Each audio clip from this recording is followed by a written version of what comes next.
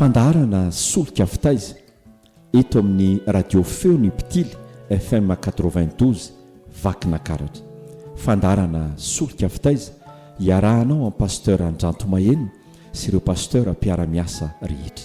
Fandaharana Solika Fitaiza hitaiza ny ara-panahinao, hanabe ny ara-panahinao ary hitari-dalana ho anao ho any an-danitra. Fandaharana Solika Fitaiza arahinao isaky ny Talata sy Zoma manomboka amin'ny 5 ora sasany ariva ary ny Alahady amin'ny 9 ora maraina.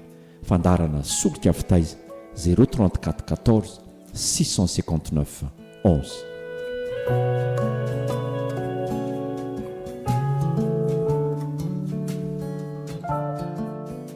Fahasoavan'i Jesosy Kristy Tompo amintsika tsirairay avy indray ao anatin'izao fandaharana izao. Pasteur Ndrantomahenina moa no miaraka amintsika, manasa antsika rehetra indray ary anaraka fandraisana ny vatsim-panahy indray hoe tsika miatrika n'izao tontolo androandroany izao ary ny angatanay dia ny hoe andao ahatra hatramin'ny farantsika indray an'izany ten'Andriamanitra izany fa ahasoa ny fanahinao zany.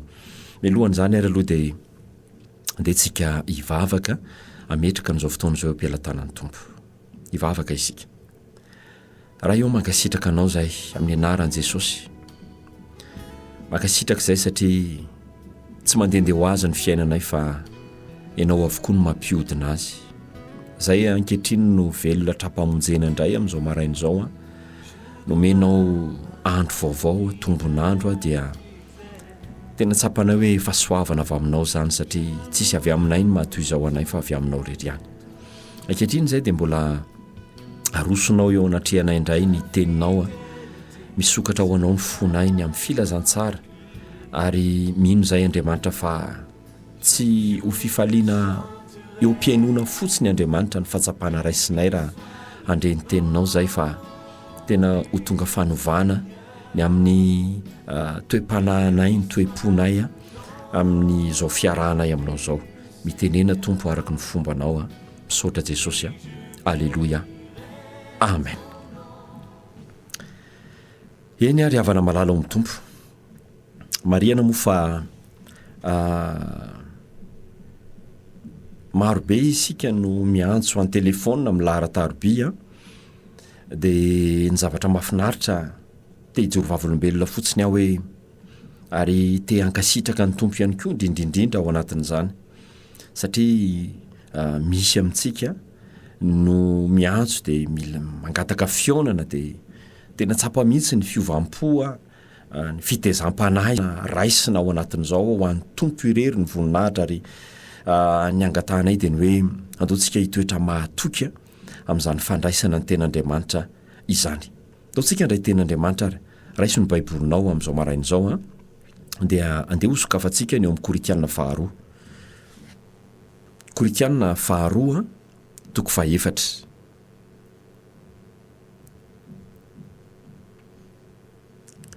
Korintiana 2 toko 4. Dia hoy ny voasoratra amin'ny anaran'i Jesosy.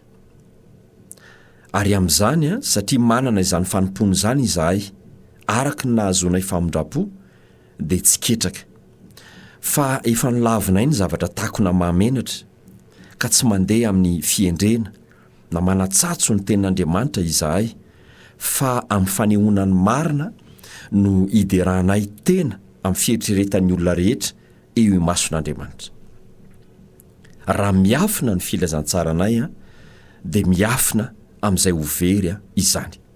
Izay no hajambain'Andriamanitra izao tontolo izao dia ny sainy tsy mino mba tsy hiposahany fahazavan'ny filazantsarany voninahitry Kristy izay endrik'Andriamanitra fa tsy ny tenanay ny torianay fa Kristy Jesosy Tompo.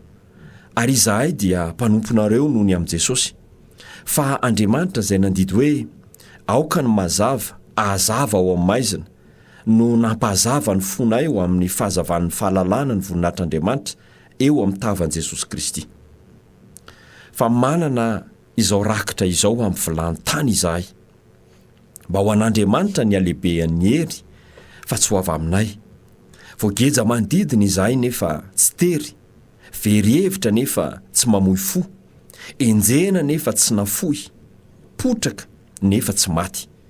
Mitondra ny fahafatesan'i Jesosy mandrakariva ao amin'ny tena izahay mba aseho ao amin'ny tenanay koa ny fiainan'i Jesosy. Fa izahay izay velona dia atolotra ho amin'ny fahafatesana mandrakariva nohony amin'i Jesosy mba aseho ao amin'ny nofinay mety maty koa ny fiainan'i Jesosy. Ko ny fahafatesana no miasa ao aminay, fa ny fiainana kosa ao aminareo. Satria manana zany fanany finoana zany indrindra izahay araka ny voasoratra hoe nino aho ka dia niteny, dia mino koa izahay ka miteny. Fa fantatray fa izay nanangana Jesosy Tompo no anangana anay koa miaraka amin'ny Jesosy ka anolotra anay miaraka aminareo. Ny zavatra rehetra dia natao ho aminareo noho ny aminareo mba hitombony ny fisaorana ho an'Andriamanitra, ho voninahitr'Andriamanitra noho ny fitombony fahasoavana amin'ny maro. Ary tsy ketraka izahay fa na dia mialevona aza ny toetranay ivelany dia avaozana isanandro kosa ny toetranay anatiny. Fa ny fahorianay maivana izay vetivety foana dia maika miasa fatratra indrindra ka mahatanteraka voninahitra mavesatra maharitra mandrakariva ho anay. Fa tsy mijery ny hita izahay, fa ny tsy hita, fa ny hita dia ho vetivety foana, fa ny tsy hita no haharitra mandrakizay. Halleloia. Ninina no vakina manontolo mihitsy ny toko fahaefatra ray manontolo ao anatin'ity epistily nosoratan'i Paoly tao Korinto ity. Korintiana faharoa.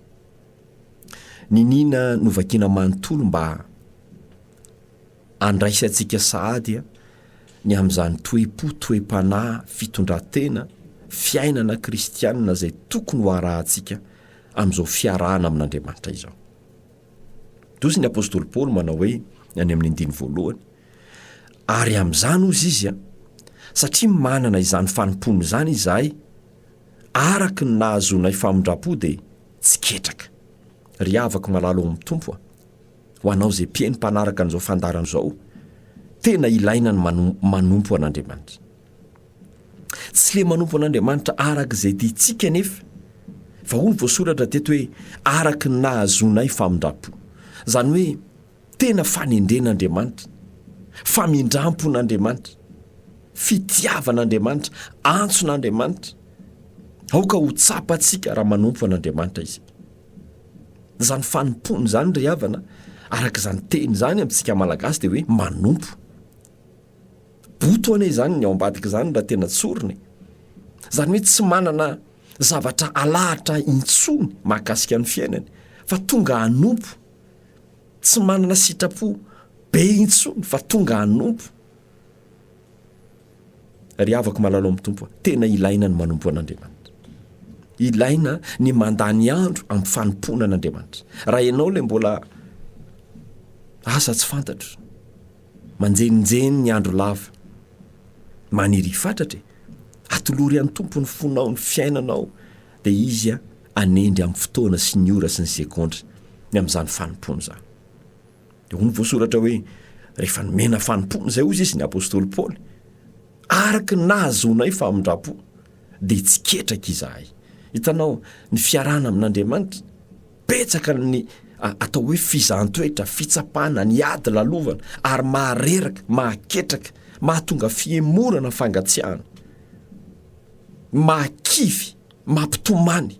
Mety ianao le tratran'izany amin'izao resy fotoana izao, fa za te laza aminao ao anatin'ny fanompona an'Andriamanitra, ao anatin'ny fanoran-tena, ny fahavelomana, anompona an'Andriamanitra dia izao mitondra tanjaka sy hery zany, fa tsy sanatria fahaketrahana indray.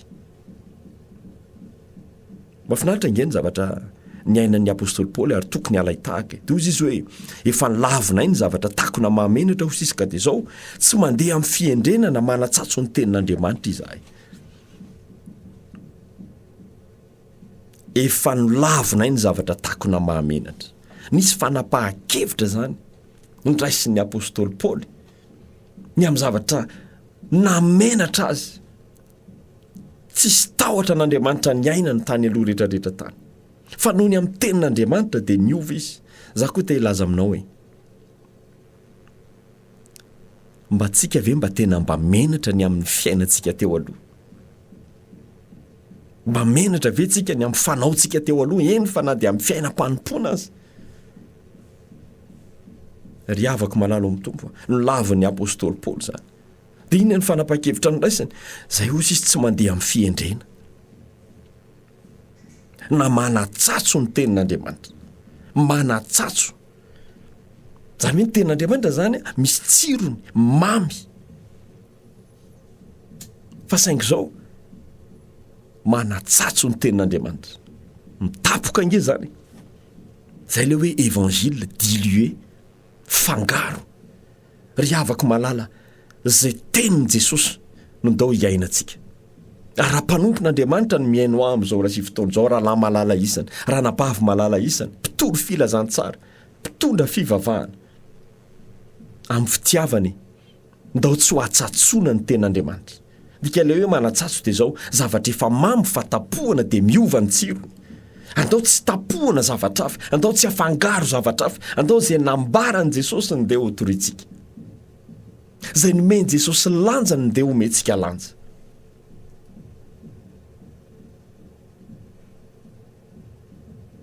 Sotra ny apôstôly Paoly tena manome an'izany lesony zany mihitsy. Ny apôstôly Paoly dia averina ombieny fa izy le mpanompon'Andriamanitra natanteraka ny fiazaka zany. Any amin'ny 7 rehefa mitoytsika amin'ity Korintiana 2:7 ity, dia hono voasoratra ny apôstôly Paoly ihany no lazany zany. Raha miafina ozy izy ny filazantsara anay, dia miafina ho an'izay ho very zany. Mety fahainao tsenjery angambany zany ten'Andriamanitra zany. Fa hono voasoratra, raha miafina ny filazantsara anay, zany hoe nanana ny filazantsara ny apôstôly Paoly zay nitoriana tamin'ny vahoaka sy ny fiangonana. Nanana ny azy izy. Ary le anazy io le tsy nitapohana io le tsy nafangaro io. Mety antany ianao hoe fa inona loatra ary zany filazantsara ny apôstôly Paoly zany, azo azavaina ve? Toy ny apôstôly Paoly nilaza zany ozy izy ny apôstôly Paoly dia zao hoe niny tsy ahafantatra zavatra hafa eo aminareo afa-tsy Jesosy Kristy dia indrindra izy voaombo tamin'ny hazo fijaliana. Any amin'ny Galatiana 2:2 dia milaza hoe voaombo niaraka tamin'ny Kristy Jesosy ary tsy izao intsony no velona fa Kristy ny velona atao anatiko. Rehefa nandeha ny adevitra tao anatin'ny fiangonana do ny apôstôly Paoly hoe izahay kosa ozy izy dia zao hitory an' Jesosy zay le nomboanareo tamin'ny hazo fijaliana. Filazantsara ny apôstôly Paoly zay tena nirerehavany fatratra zany teto. Raha nilaza izy hoe raha miafina ny filazantsara anay, ny filazantsara ny apôstôly Paoly zany dia filazantsara miresaka ny hazo fijalian' Jesosy. Filazantsara miresaka ny hazo fijalian' Jesosy ny torian'ny apôstôly Paoly, zany hoe le fanombohana ny nofo. Ary zany riavana ny tsy mba azo anafangarona ny filazantsara an' Jesosy amin'ny zavatra ny nofo. Fa na tsika mandeha amin'ny ara-panahy dia miresaka ara-panahy, mitory zava-panahy, miaina zava-panahy, manely zava-panahy, dia mamono ny ara-nofo, mamono ny fanirian'ny nofo, mamono ny filan'ny nofo. Ndao tsy afangaro, araoka oliana zava-panahy ny mpiaino. Dia raha miafina ny filazantsarana io, raha io zany miafina ny filazantsara ny hazo fijalian'i Kristy io, le fanombohana ny nofo, rehefa izay zany miafina, dia miafina ho an'izay ho very. Mampitahotra mampivarahotsany zany voalazan'ny apôstôly Paoly zany. Fa raha mitory zavatra hafa ankoatran'le filazantsara ny apôstôly Paoly zany tsika, raha tsy voatrandraka zany filazantsara ny apôstôly zany, fa mbola miafina eo anoloantsika, tsy toriana eo anoloantsika, tsy hiainantsika, miazakazaka ho any amin'ny fahaverezana. Ry havako malalo amin'ny tompo ndao isaintsaina hoe filazantsara inona zao hiainako zao enoko zao, ny mahaliana raha mpanompon'Andriamanitra filazantsara inona zao toriako zao zaraiko zao, tena filazantsara an' Kristy le manombo nofo ve? zao iainako sy mahaliana zao sa ndrao filazantsara voamaika manetsika ny filan'ny nofo sy ny fanirian'ny nofo. Mila misaintsaina ny zany tsika ry havana satria ny nofo ane dia fahavalon'ny fanahy. Any amin'ny andininy fadimy amin'ny Korintiana faharotoko fa efatra ihany tsika dia milaza hoe ho ny apôstôly Paoly, tsy ny tenanay ne hozy izy ny torianay fa Kristy Jesosy tompo, ary zahay dia mpanompo nareo noho ny amin'i Jesosy. Zany ny filazantsara ny apôstôly Paoly. Ary moa fa tsy zany no fiainan'i Jesosy, no potehana teo amin'ny hazo fijaliana ny amin'ny rehetra. Jesosy ny eka nanao fahagagany, Jesosy ny eka nanao fanasitranany, fa ho izy hoe tsy izaho no manao an'izany asa zany, fa ny ray izay mitoetra ato anatiko no manao ny asa. Ry havako malala, ho ny apôstôly Paoly, tsy ny tenanay ny torianay, fa ny mpitoana andro farany zao, fa mahitsitsika amin'izao raha sy fotoana zao, karazana dokam-baro fa olona no toriana, olona no miseho, anarana fiangonana maro isan-karazany no lasa malaza zao fa tsy Jesosy tsony. Ny fombafomba mpivavahana zao no isariana olona fa tsy Jesosy sy ny famonjeny na ny fibebahana intsony. Ry havako malalo amin'ny tompo aho, ny apôstôly Paoly dia na tsy ny tenanay ny torianay, milaza sy manambara koa zany na feniny amin'ny rehetra fa Kristy Jesosy tompo izy, ary zahay dia mpanompo nareo noho ny amin'i Jesosy. Mpanompo. Ary zany ingen ny filazantsara ny apôstôly Paoly, manompo na tanteraka fiazakazahana zany. Amin'ny fotoana manapa-kevitsika andeha hanompo an'Andriamanitra, dia tadidio fa maty ny amintsika, tokony ho voaombo ny amintsika, tokony ho faty ny amin'ny tena isika, tokony andan-tena tsika isika. Ry havana, ndao hitandrina amin'izao fiarahana amin'ny tompo zao, ndrao dia ny anarana fikambanana misy atsika, ny anara-piangona atsika, ny anara atsika no eo anoloana katako ny Jesosy. Mety nanasitrana olona ve ianao? Mety nanafaka olona ve ianao? Mety nitaona olona ao amin'ny valan'Andriamanitra ve ianao? Mety mana-talenta ve ianao amin'ny lafiny ara-pilazantsara? Mety misy zavatra maro be ve fa soavana mba nampiasain'ny tompo anao? Asandrato ny anaran'i Jesosy. Hoy ny apôstôly Jaona hoe za tsy maintsy miaina ary izy tsy maintsy mitombo. Atao fiainana nge zany ao anatin'ity tontolo androandroany ity. Avelao Jesosy isandratra. Mba nisy zavatra naomby ve teo amin'ny asa aman-drarahanao?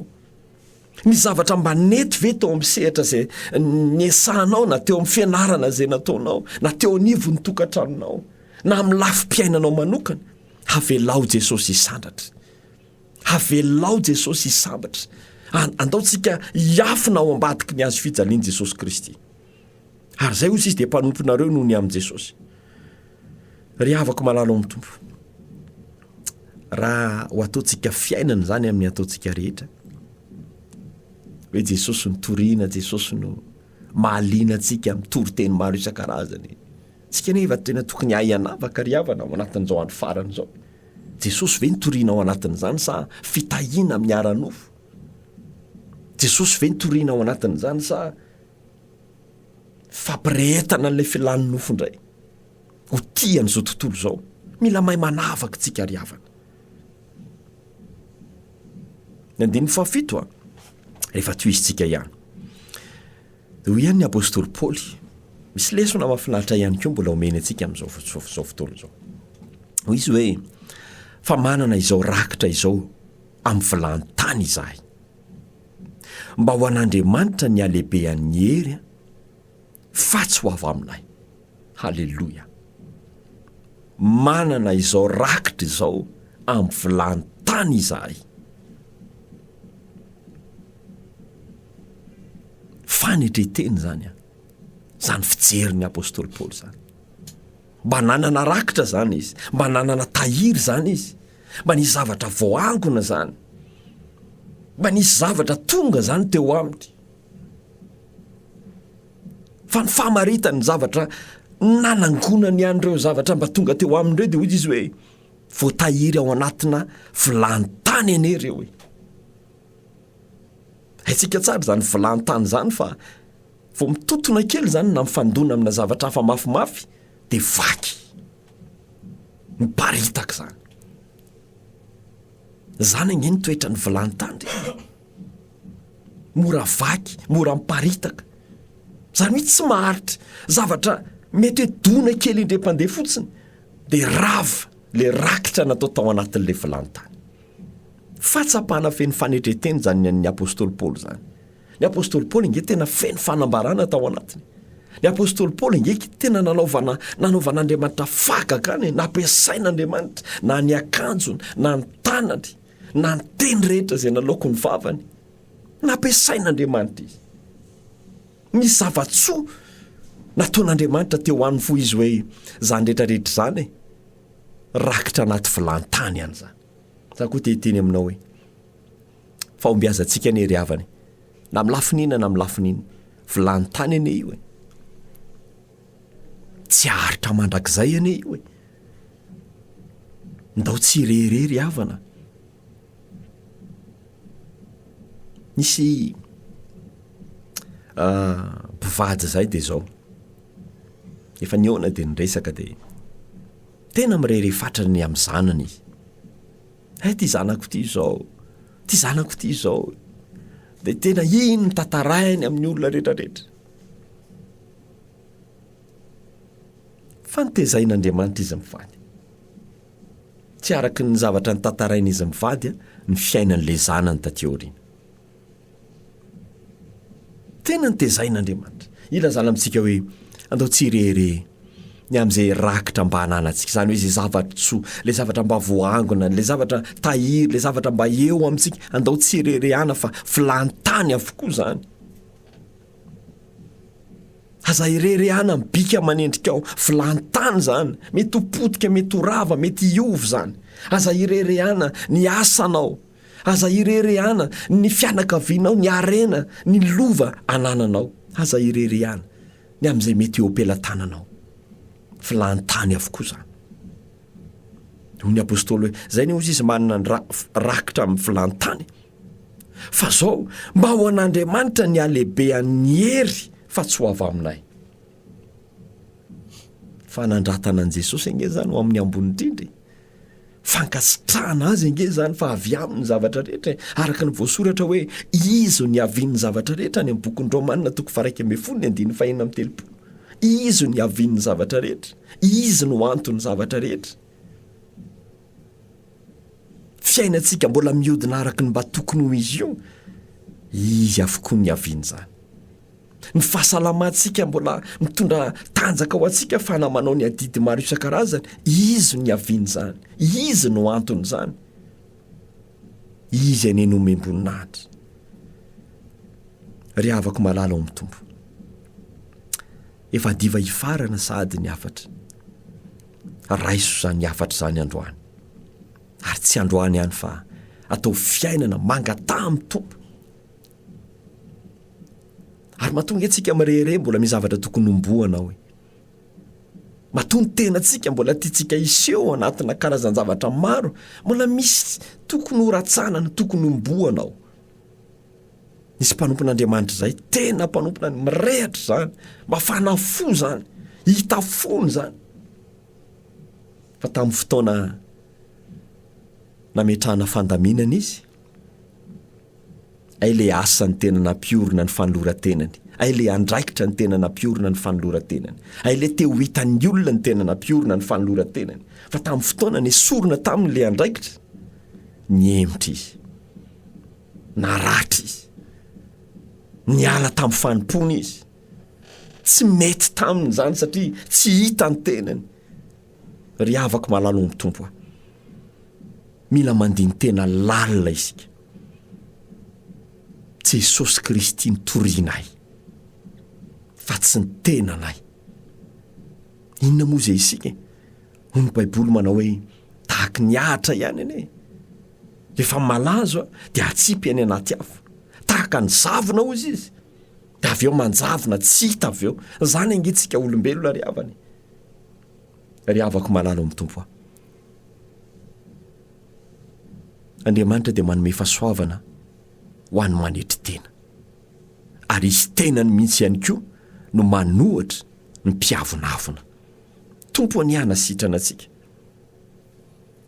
ary entina nampiana antsika riavana dia zao ndao hiveriny eo amin'ny hazo fijaliana marary le omboana ity tena ity marary le afenina marary le tsy ho hita ity nofo ity satria tianyty nofo ity mihitsy nisy eo